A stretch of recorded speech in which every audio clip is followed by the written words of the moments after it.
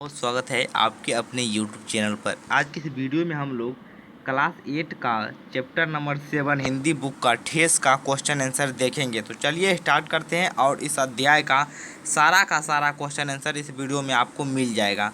तो वीडियो को ज़रूर से ज़रूर लास्ट तक देखिएगा। अगर आप इस अध्याय को नहीं पढ़े हैं तो मैं पढ़ा दिया हूँ, आप जाकर प्ले लिस्ट में देख सकते हैं। ठीक है, तो हम लोग सारे क्वेश्चन को देखेंगे। अगर आप लोग इस हिंदी बुक का, साइंस सारे बुक का क्लास 8 का नोट लेना चाहते हैं तो आपको क्या करना होगा, हमारे इस चैनल को ज्वाइन करना होगा। आपको नीचे में ज्वाइन का बटन दिख रहा होगा, ठीक है।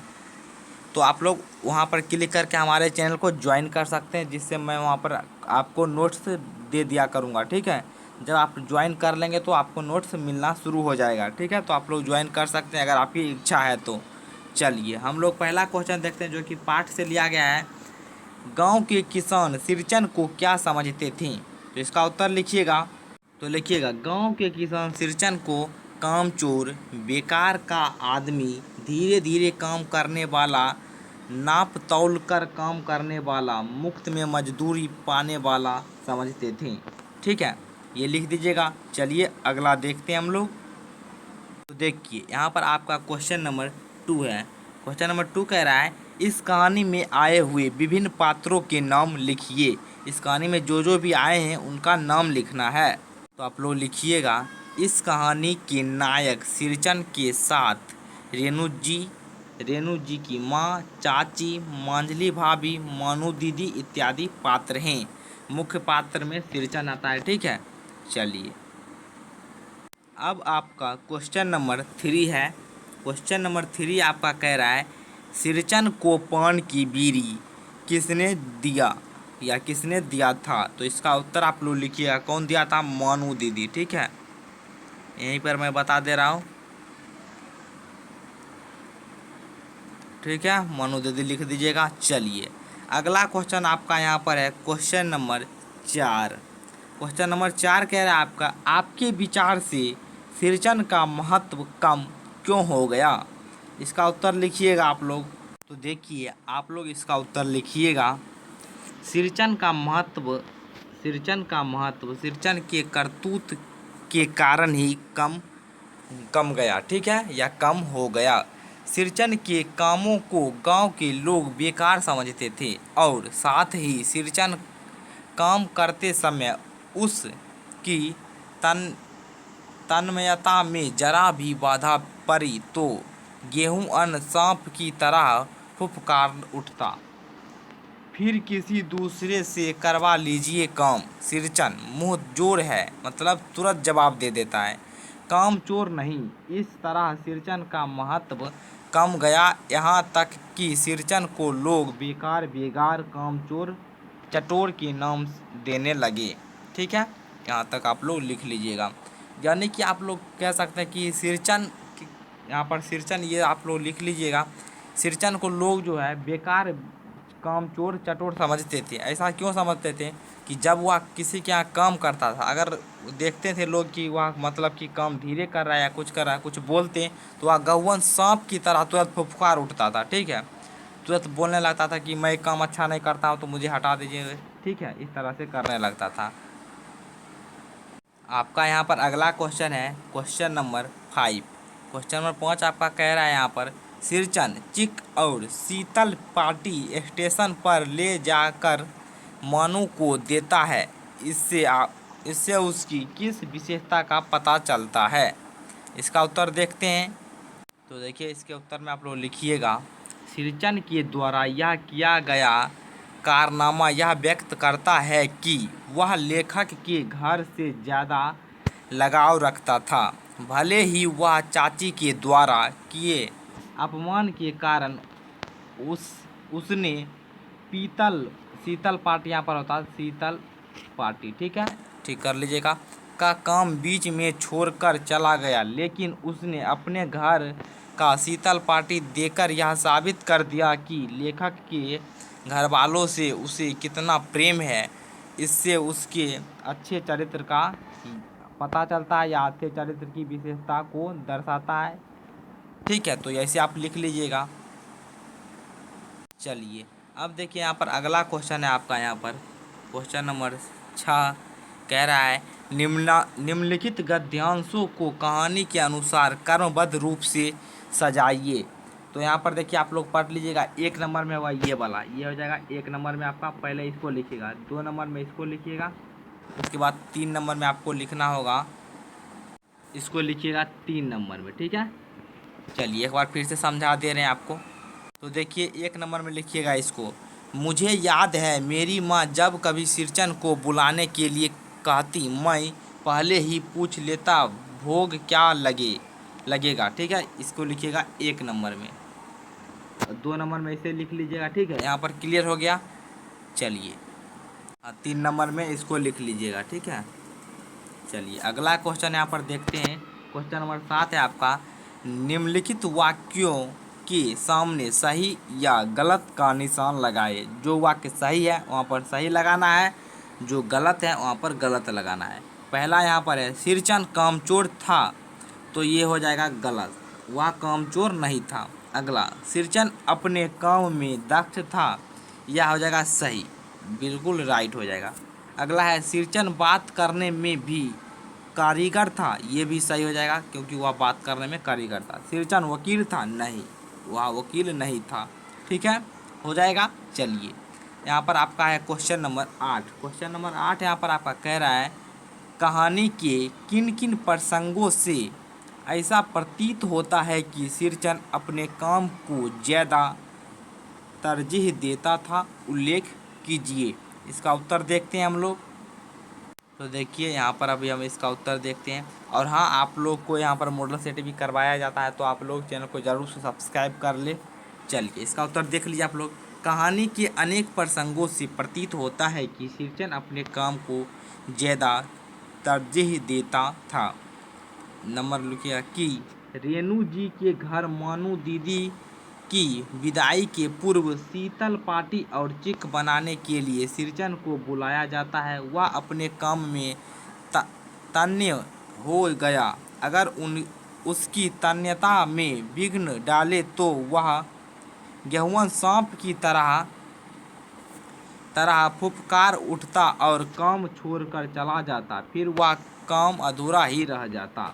जब वह सिरचन जो था वह काम करने में एकदम पूरा लीन हो जाता था, ठीक है। और जब भी उसे कोई मतलब रोकता था, थोड़ा विघ्न डालता था, तो वह काम छोड़कर चला जाता था। इससे पता चलता है कि वह अपने काम को दक्षता से करता था। एक और पॉइंट इसका देख लीजिए आप लोग। चलिए दूसरा पॉइंट भी देख लीजिए। कहानी प्रसंग में दूसरे जिस दिन जब वह अपने काम में लगा तो उसे खाने पीने की सुधि ही नहीं रही। उसे चूरा गुड़ खाने को मिलता है, वह केवल चूरा फाँक रहा है। गुड़ का ढेला या ही अछूत पड़ा है, यूँ ही होता है, ठीक है, यूँ ही अछूत पड़ा है। चूरा चबाते समय भी वह अपने काम में तन्मय है। उसे कुछ सुधि नहीं है कि चूरा के साथ गुड़ भी खाना है। इससे स्पष्ट होता है कि वह भोजन की अपेक्षा अपने काम को ज़्यादा तरजीह देता है, ठीक है। तो ये लिख दीजिएगा। इससे पता चलता है कि वह अपने भोजन से भी ज़्यादा काम को तरजीह देता है, ठीक है, काम करने पर ध्यान देता है। अगला हम लोग देखते हैं। चलिए यहाँ पर आपका अगला क्वेश्चन है 9 नंबर। कह रहा है, इस कहानी में कौन सा पात्र आपको सबसे अच्छा लगा और क्यों। जो भी पात्र आपको सबसे अच्छा लगा हो उसको बताना है, और क्यों अच्छा लगा उसको भी बताना है। चलिए देखते हैं। आप अपने मन से भी लिख सकते हैं अगर आपको कोई दूसरा लगा हो तो देखिए यहाँ पर लिखिएगा, इस कहानी में हमें सबसे अच्छा पात्र सिरचन लगा, क्योंकि सिरचन मानवीय गुण से भरा है। वह जिस काम को करता है प्रेम से करता है। उसकी कारीगरी के कायल दूर दूर गांव के लोग थे। वह स्वाभिमानी और सम्मान प्रिय व्यक्ति है। उसे खाना जो भी मिले वह अपने काम को तरजीह देता था। किसी भी जली फटी बात सुनकर या अपने कारीगरी के प्रति आरोपों को सुनकर वह काम छोड़ देते। जिस काम को छोड़ देता वह काम अधूरा ही रह जाता। कहानी के अंत में सिरचन की आत्मीय गुण चरम पर दिखता है जब यहाँ पर है विदाई। मानू विदाई होकर स्टेशन पर गाड़ी में सवार है। गाड़ी खुलने के समय में सिरचन दौड़ता हांफता गट्ठर मानो दीदी को देते हुए कहता है, दीदी यह हमारे तरफ से शीतल पार्टी, चीक और कुश की आसानी है। तो इसे आप लोग लिख लीजिएगा। आगे देखते हैं हम लोग। चलिए यहाँ पर आपका अगला क्वेश्चन क्या है, देखिए। पाठ से आगे का है, पाठ से आगे का 1 नंबर क्वेश्चन है यहाँ पर आपका। आपकी दृष्टि में सिरचन द्वारा चिक एवं शीतल पार्टी स्टेशन पर मानू को देना कहाँ तक उचित था? इसका उत्तर देखिए। तो देखिए उत्तर में लिखिएगा आप लोग, सिरचन के द्वारा स्टेशन पर मानू को विदाई के समय शीतल पार्टी, चिक आदि उपहार देने ही उचित था। यदि वह घर पर जाता उपहार देने तो कहानी में सिरचन के आत्मीय गुण में कमी आ जाती। ठीक है, अगर वह घर पर ही देता तो इससे पता नहीं चलता कि वो उसका मतलब चरित्र कैसा है। ठीक है, सिरचन का। फिर उसे तो गांव वालों से ठेस लग चुका था। एक सफल कारीगर सिरचन अपनी कला का महत्व देते हुए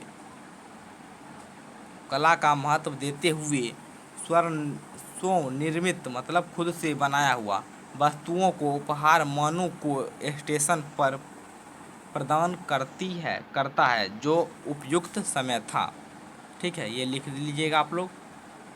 क्वेश्चन नंबर आपका यहाँ पर 2 है। देखिए क्वेश्चन नंबर 2 आपका कह रहा है, काम के बदले थोड़ा सा अनाज या चंद रुपये देकर क्या किसी मजदूर के मजदूरी का मूल्य चुकाया जा सकता है?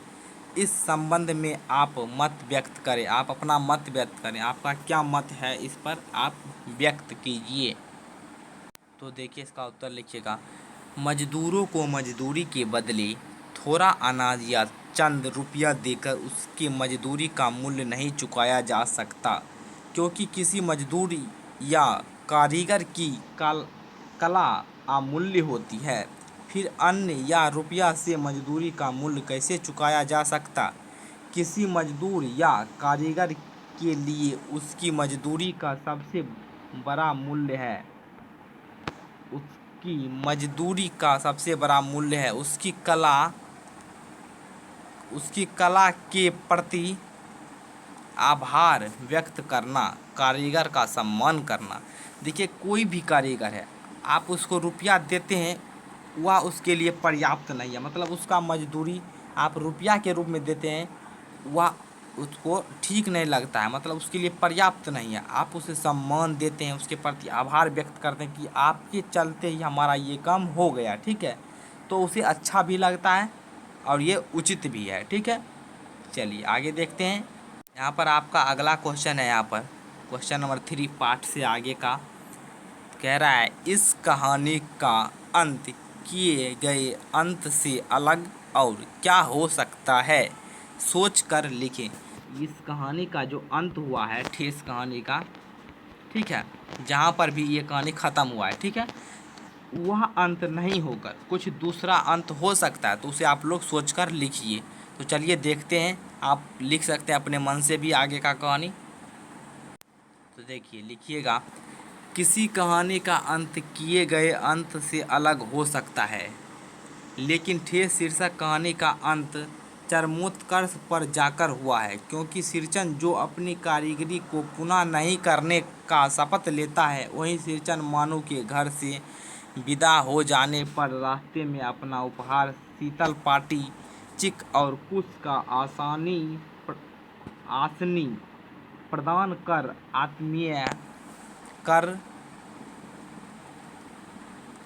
आत्मीयता का अनोखा परिचय देता है। यहाँ पर आसनी है, ठीक है, एक बार आगे भी गलती हो चुका था, उसे ठीक कर लीजिएगा आप लोग। आसनी ही होगा यहाँ पर, ठीक है, वहाँ पर मैं आसानी बोल दिया था, उसे सुधार कर लीजिएगा।